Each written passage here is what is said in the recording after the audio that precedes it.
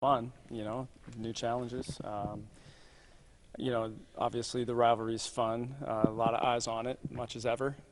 Two sellouts again this year, so a lot of anticipation.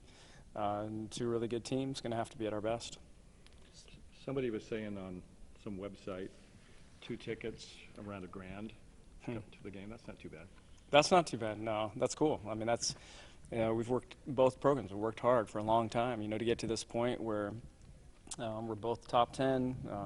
We both have high expectations for our years. We're both off to good starts. I think we both would rather be a little bit better than we are right now, even though we're both in pretty good position. So there's a lot of attention, and it's fun. It's kind of what you dream of, to be in situations like this and to get to compete at the highest level, and put a show on for, a lot of people. And so it's all fun. You wrap your head around that, though? That's pretty crazy, spending $1,000 on flashback 10 years ago. I don't think you saw that happening, did you? No, sir. It's nobody could have seen this coming, that long ago. No way. Too many unknowns back then for me and for us to know what we could become here. It hadn't been done at that level for them. They weren't at that level yet. And so just the build of it, the attention on both programs, the national success we've both had, that our conference has had, has gotten us a lot of attention to the point where, they're household names now. Both teams have people that go by one name on their roster, and so many people care, which is just crazy, really, to be a part of. And, it's awesome. It's just awesome. I'm guessing you don't need any motivation, but knowing what's going on down there, does that push you? Seeing their success, does it drive you? Well, I think competition in general does. For sure. I think we've made each other both better, over the years through our competition with each other, through recruiting battles, through, the games on the court. Certainly, there's, I think every school has a rival. It's fun to compete against your rival. But, we've all been trying to catch up to Stanford forever, right? That was the initial, goal. And then this conference just pushes you. Shoot, you relax, you're going to get beat. And so, competition's healthy, if you handle it correctly, and I think we both have. Speaking of Stanford, after that game, you said it was kind of a confusing half, and you needed to go back and look at the tape. Have you watched it and gotten some clarity as to what happened there down the stretch? We just didn't execute, like we could have. They executed better down the stretch, made plays, made the shots, and so that was frustrating to watch a little bit. It was absolutely a winnable game. We were in position. We played hard. We just needed to be a little cleaner in the way we just executed on both ends of the floor, honestly. And then, they got 8 offensive rebounds, in the fourth quarter, and that ultimately was the game. They got 20 more shots up in the fourth quarter than we did, and yet we had a shot, to tie the game at the end. So, we didn't go away. We were there, but we just got to be cleaner down the stretch. We've got to execute better. The teams are too good, in our league, and so a tough lesson, honestly. It hurt to lose that game. And so, we'll be better for it, for sure. But yeah, just execution. I'm going to test your memory, Scott. Thursday marks the 10th anniversary of your first Civil War game as a coach in Eugene, sellout, the first ever event at Matthew S. Knight Arena. What do you remember about that day? That was overwhelming.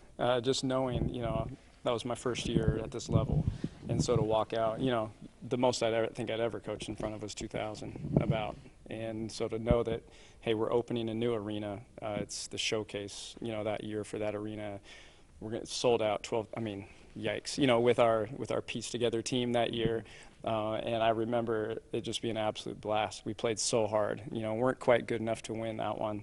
But we played so hard, and it was so much fun. But I just remember being overwhelmed, honestly. And then fast forward to the second game, the first home game here at Gill. I think you were down, 18 or 20 at halftime? Yeah, 20. Yeah, 20. You should remember that one. 20 at half. We had expectations. We had been playing, not winning, but playing pretty well. Actually, we had beaten Washington, so we did have our first win. The team was playing hard, felt like we were improving each week. And, hey, we only lost by 8, down in Eugene. Maybe, we can get them here. And And then just to get kind of ambushed. You know, the first half, it just went complete opposite of what we hoped. They shot the lights out. And so we're in the locker room down 20. You know, what are you going to do this half? And we just came out and chipped away. And I remember just El Sarah Greer, you know, our one senior, just demanding the ball down the stretch in the post and scoring in three-point plays. And then Anna Marchbanks getting that rebound and the place going absolutely crazy. I think 27 or 3,700 that day came out to support us. And so that was one of those moments that, you know, we'll never forget. And it was one of those days that, you know, made everybody think, hey, maybe we can turn this thing around here.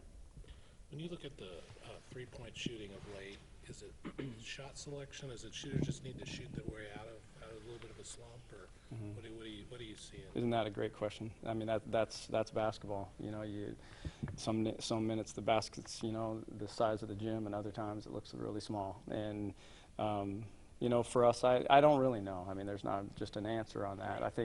I think some of it comes down to execution. I mean, certainly we're defended so well in this league that your windows shrink. You know, part of it comes down to what I just mentioned, execution. I mean, we've got to be tighter in the way we're doing things. We've got to get better that way and pay more attention to detail, move the ball a little quicker so the looks are better. That's part of it. You know, certainly we've missed a lot of open shots though too. For us, I mean, it's a part of the season.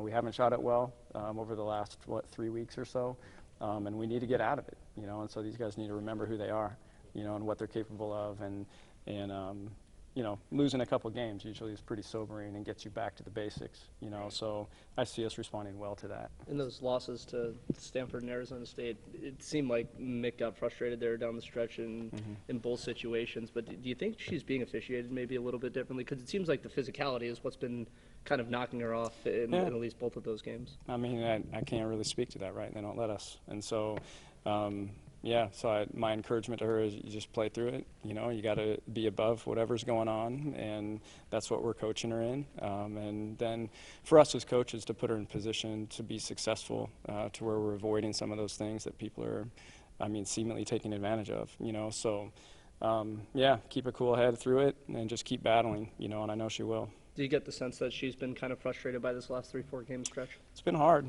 Yeah, it's been hard. I mean, it's, you know, she's the focal point, or has been, of defenses. And she's taken, you know, I mean, they're going to do what they can get away with, you know, and so that's going to be potentially a lot of physicality, you know, and so you got to find ways around it and through it. You know, one thing about Mick, she's not going to flop.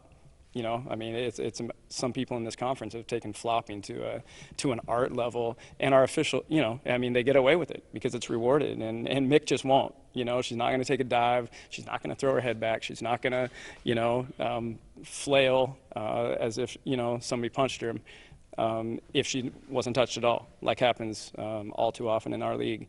And so for part of that, that's the thing, you know, maybe she's playing through it. Maybe she should sell it more. But if that's basketball, you know, that would be a shame if that's what this game resorts to. But right now, it is being rewarded, and in my opinion, too frequently. But that's not up to me to decide.